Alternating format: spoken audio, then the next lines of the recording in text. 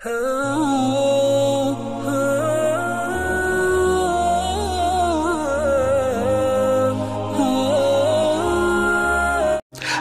वालेकुम दोस्तों, कैसे हो? उम्मीद है कि सब खैरियत से होंगे। अल्लाह आप लोगों को ऐसे ही खुश रखे। लॉकडाउन पूरा 1 साल गुजर गया है, लेकिन वो लॉकडाउन का अरसा शायद कोई भुलाए नहीं भूलेगा। किसी के लिए एक भयानक ख्वाब था, किसी के लिए एक बुरा सपना, तो किसी के लिए साजिश, लेकिन चाहते न चाहते हुए भी सबने उसको भुगता है। अब तक उस लॉकडाउन के काले बादल सब पर मंडला रहे हैं। हमारे अरबी के एक बहुत अजीज उस्ताज है हजरत मौलाना यासीन मिल्ली नदवी। उन्होंने लॉकडाउन के अरसे में जो कुछ उन पर बीती है उस पर एक मजमून छोटा सा तैयार किया और मुझे भेजा और कहा कि इसको लोगों के साथ शेयर करो, अपने मोहब्बत करने वालों के साथ शेयर करो। लिखते हैं कि ये लॉकडाउन की आप बीती जिसको सुनकर पत्थर दिल इंसान का कलेजा भी फट जाएगा और आंखों से आंसू जारी हो जाएंगे। लॉकडाउन लगते ही हाईवे, कब्रिस्तान, शहर, मकानात सुनसान हो गए। घने बागात, हरी भरी खेतियां वीरान हो गई। जिस शहर और गांव में लोगों का बचपन और हमारी जवानी गुजरी है वो अजनबी से बन गए। जिन गलियों में हम चलते फिरते थे वो गलियां अब पराई लगने लगी। जिन लोगों के साथ रात दिन उठते बैठते थे वो ऐसी जहरीली नजरों से देखने लगे और ऐसे दूर भागने लगे जैसे दरिंदों से और सांप बिच्छुओं से भागा जाता है। हमारे उस्ताद आगे लिखते हैं कि मेरे एक दोस्त हैं, एक अजीज है जो मुझसे अल्लाह वास्ते बेहद मोहब्बत रखते हैं। वो मुझे अपने घर बुलाते थे। मुझे जब भी तन्हाई से वहशत होती थी तो मैं उनके घर चला जाता था और वहां जाने से मेरे दिल का बोझ जरा हल्का हो जाता था। एक दिन वही दोस्त बड़े दुखी लहजे में, बड़े गमजदा लबो लहजे में मुझसे कहने लगे कि मौलाना, हमारे मोहल्ले में एक सरकारी मुलाजिम रहता है। वो मुझसे रोजाना पूछता है कि तुम्हारे घर में वो आदमी कौन आता है, उसको जरा रोक दो। तो वो अजीज मुझसे कहने लगे कि मौलाना आप कल से ना आया करें। मेरे दोस्त की जबान से जब मैंने ये जुमला सुना तो मेरे दिल को बड़ा धचका लगा। अल्लाह जानता है कि मुझे वहां जाने से बड़ा दिली सुकून मिलता था, मगर अब उसके घर के दरवाजे भी मेरे लिए बंद हो गए।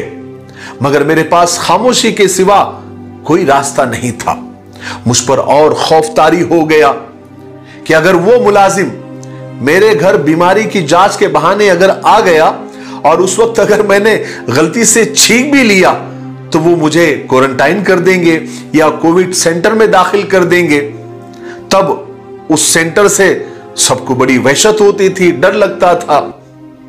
इन हालात में सबसे बुरा वक्त वो आया कि अल्लाह दोबारा वो वक्त कभी ना दिखाए जब अल्लाह के घर को भी ताले लगने लगे।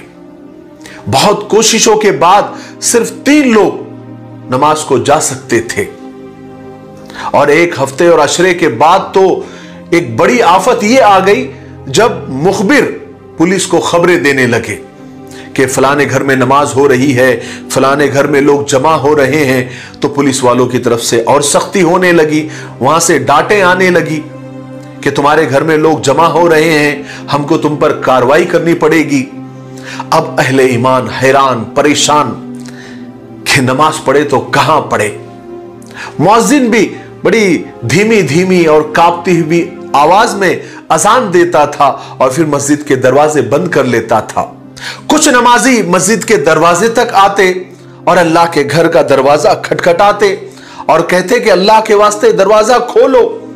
तो अंदर से मुअज्जिन का जवाब आता कि नहीं, मुझे जिम्मेदारों ने मना किया है, 3 लोगों से ज्यादा कोई अंदर नहीं आ सकता।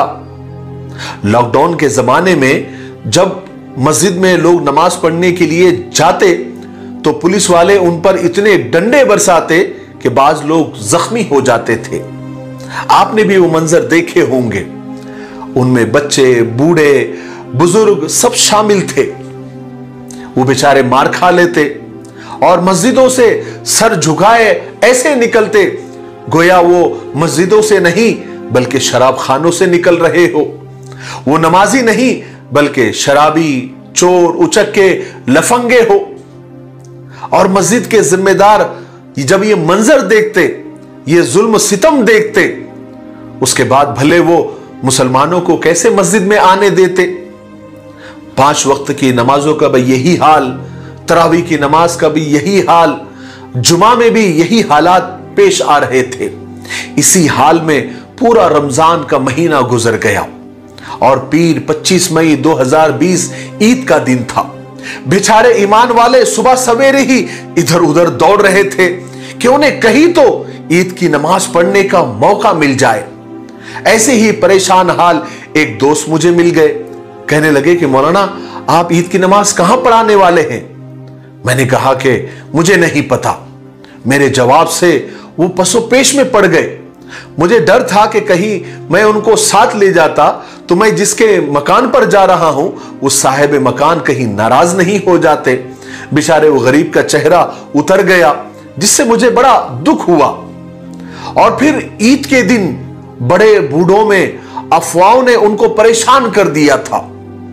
सबके चेहरों पर हवाइयां उड़ रही थी, उनके दिमाग स्विच ऑफ हो गए थे। घर की खवातीन रंजो अलम का मजमुआ बन गई थी। वो देख रही थी कि उनके शौहरों के कारोबार बंद है।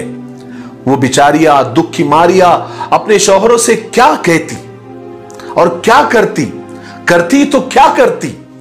अपने घरों के कोने में अफसुर्दा दिल बैठी हुई थी। उन सुहागनों की ईद बेवाओं की ईद बन के रह गई। ईद की खुशी बड़ों से ज्यादा तो छोटों को होती है और छोटों की खुशी तो हम अल्फाज में बयान भी नहीं कर सकते। मगर आज उन फूलों के भी चेहरे मुरझाए हुए थे।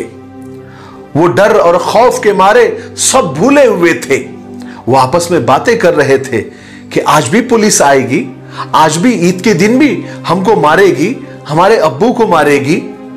मेरे एक दोस्त की पोती कह रही थी कि दादा रमजान में तो मस्जिदें बंद थी, रमजान में ना नमाजें हुई, ना तरावी हुई, ना लोग मस्जिद में इफ्तार को गए, सब घर में ही नमाज पढ़ रहे थे और शायद ईद के दिन कोई ईदगाह में भी नहीं जाएगा।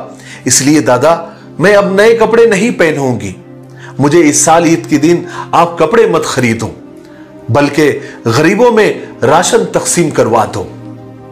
जब मेरे दोस्त ने यह वाकया मुझे सुनाया तो मेरे आंखों से आंसू जारी हो गए कि मासूम बच्चों के दिलो दिमाग पर भी इन हालात का कितना गहरा असर पड़ा।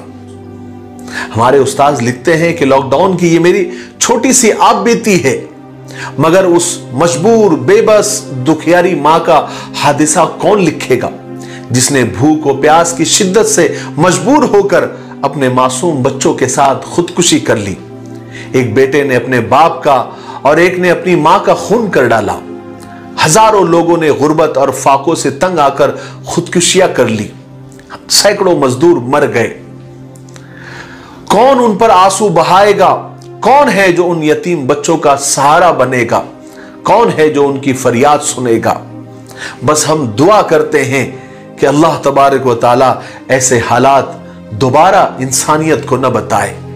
ये थी हमारे अजीज उस्ताद हजरत मौलाना यासीन साहब मिल्ली नदवी की लॉकडाउन की आप भी थी जो उन पर गुजरी। उन्होंने मुझे लिखकर भेजा और मुझे हुक्म दिया कि ये लोगों तक आप पहुंचाओ। अब उस्ताद का हुक्म था, इनकार की कोई गुंजाइश नहीं थी, इसलिए मैंने आप लोगों के सामने शेयर कर दी।